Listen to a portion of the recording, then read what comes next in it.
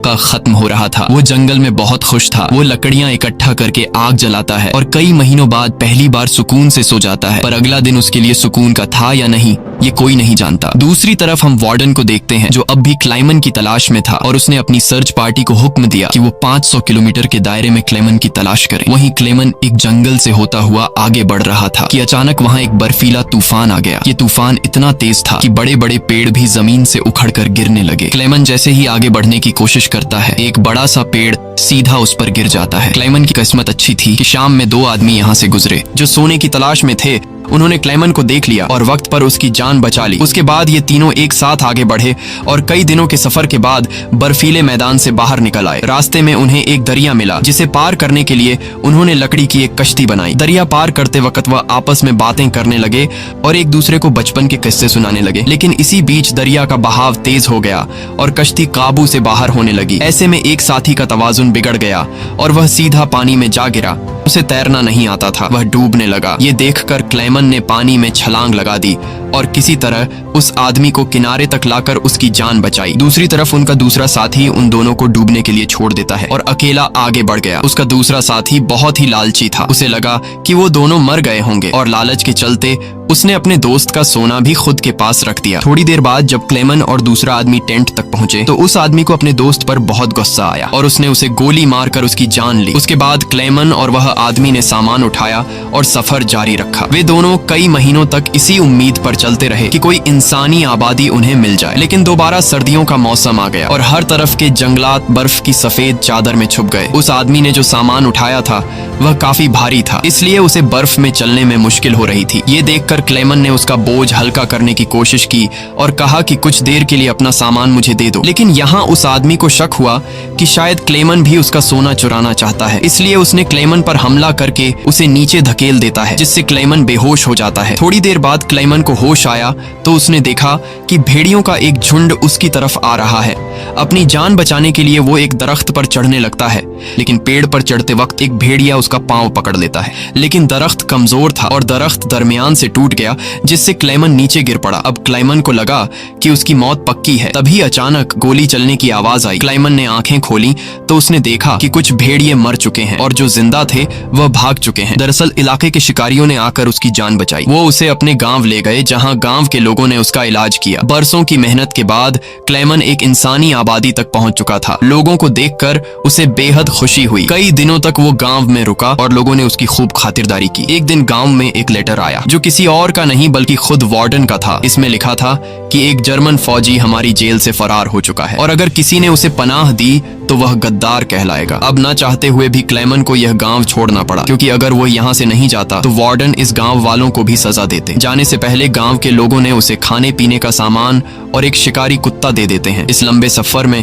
अब क्लेमन का एक साथी भी बन गया है, इसलिए अब उसे अकेलापन महसूस नहीं हो रहा था। वे दोनों कई दिनों तक चलते रहे। रास्ते में उन्हें एक लकड़ी की फैक्ट्री नजर आई और कुत्ता खाने की तलाश में उसकी तरफ दौड़ा। अब क्लेमन अपने कुत्ते को बचाने के लिए मिल के अंदर गया। वहां वर्करों ने क्लेमन को पहचान लिया और उसे मालिक के पास ले गए। वहां जाकर क्लेमन ने मालिक को अपनी पूरी कहानी सुनाई, जिससे सबको क्लेमन पर तरस आया। उन्होंने उसे खाना खिलाया और जर्मनी जाने वाली ट्रेन में बिठा दिया। क्लेमन खुश था कि वह जल्द अपने घर पहुंच जाएगा, लेकिन वो नहीं जानता था कि मिल के मालिक ने उसकी खबर वार्डन को दे दी है। अब वार्डन अपने सिपाहियों के साथ स्टेशन पर उसका इंतजार कर रहा था, लेकिन स्टेशन पहुंचने से पहले क्लेमन ने दूर से रशियन सोल्जर्स को देख लिया और मौका मिलते ही ट्रेन से कूदकर भाग निकला। मगर बदकिस्मती से रशियन सिपाहियों ने उसे देख लिया और उसका पीछा करने लगे। क्लेमन ने जल्दी से पटरियां पार की, लेकिन अचानक न जाने वार्डन कहां से सामने आ गया। ये देखकर क्लेमन का दिल घबरा गया, क्योंकि अब उसे लगा कि उसकी बरसों की मेहनत जाया हो गई। अब इससे पहले कि वार्डन उसे गिरफ्तार करता, क्लेमन के कुत्ते ने वार्डन पर हमला करके उसे काट लिया और यूं एक बार फिर से क्लेमन को भागने का मौका मिल गया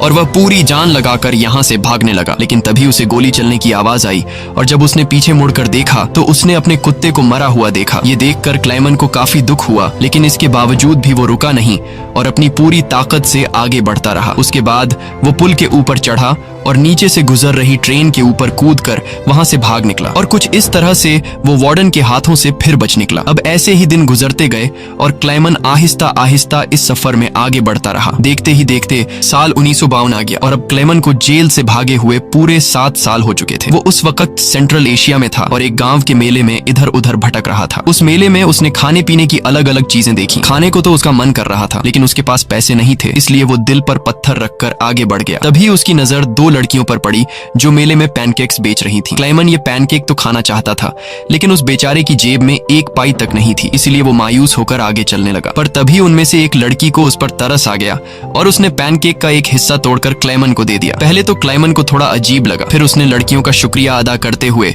वो पैनकेक खा लिया। अब इस मेले में एक ज्यूइश आदमी भी था जिसने ये सब कुछ देख लिया था। उसके बाद क्लेमन एक चर्च में गया और ये आदमी भी उसका पीछा करते हुए चर्च में आ पहुंचा। दरअसल ये आदमी भी किसी जमाने में एक कैदी हुआ करता था, इसलिए उसने क्लेमन को पुलिस के हवाले नहीं किया और उसकी मदद करने की कोशिश की। उसके बाद वो क्लेमन को लेकर अपने घर गया, जहाँ क्लेमन ने कई साल बाद शेव की और अपने पुराने हुलिये में वापस आया। फिर उस आदमी ने क्लेमन को एक नया पासपोर्ट दिया ताकि वो रशिया के बॉर्डर को क्रॉस करके जर्मनी पहुंच सके। क्लेमन उस आदमी से बहुत खुश हुआ। जाने से पहले क्लेमन ने उसका शुक्रिया अदा किया और रशिया और जर्मनी की बॉर्डर की तरफ निकल पड़ा। कुछ हफ्ते बाद क्लेमन रशिया के बॉर्डर तक पहुंच गया और वहां मौजूद रशियन सिपाही को अपना पासपोर्ट दिखाया। यहाँ क्लेमन को यह डर था कि कहीं वो सिपाही उसे पहचान न ले या उसका जाली पासपोर्ट पकड़ा न जाए, लेकिन खुशकिस्मती से ऐसा कुछ नहीं हुआ और सिपाही ने क्लेमन को बॉर्डर पार करने की इजाजत दे दी। अब ये देखकर क्लेमन को इतनी खुशी हुई कि वो चाहकर भी अपनी हंसी नहीं रोक पाया। अब फाइनली वो उस पुल पर आ गया जिसे पार करते ही वो अपने मुल्क जर्मनी में पहुंच जाएगा। पर जैसे ही वो आधे रास्ते तक पहुंचा, उसकी आंखों पर एक तेज रोशनी पड़ी और जब उसने आंखें खोली तो उसने वार्डन को अपने सामने पाया। अब जब क्लेमन ने पीछे मुड़कर देखा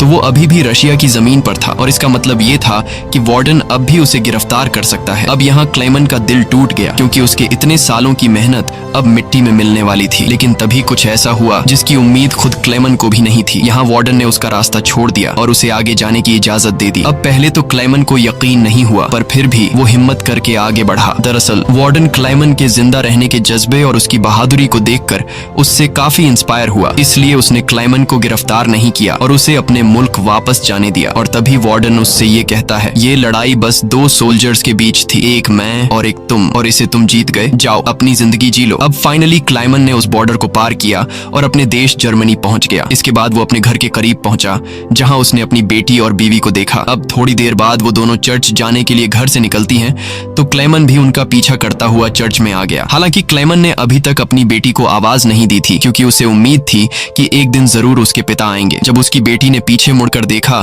तो उसने अपने पिता को पहचान लिया और दौड़कर अपने पिता को गले से लगा लिया। अब इतने सालों बाद क्लेमन को जिंदा देखकर उसकी वाइफ की खुशी का तो कोई ठिकाना नहीं था। फाइनली उन तीनों ने एक दूसरे को गले लगाया और इसी के साथ सच्ची कहानी पर बनाई गई ये फिल्म यहाँ पर खत्म हो गई। उम्मीद है आपको आज की कहानी पसंद आई हो। अगर आपको ये वीडियो अच्छी लगी हो तो इसे लाइक कर देना और चैनल को सब्सक्राइब कर